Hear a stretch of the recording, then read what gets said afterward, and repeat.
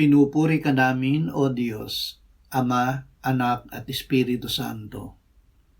Salamat, Ama, na ibinigay mo sa amin si Jesus na iyong anak, na namatay para sa aming kasalanan, iyong muling binuhay, iniakyat at iniluklok sa iyong kanan sa langit. Salamat na ibinigay mo sa amin ang iyong banal na Espiritu, at sa pamamagitan niya ay ibinuhos mo ang iyong pag-ibig sa aming puso.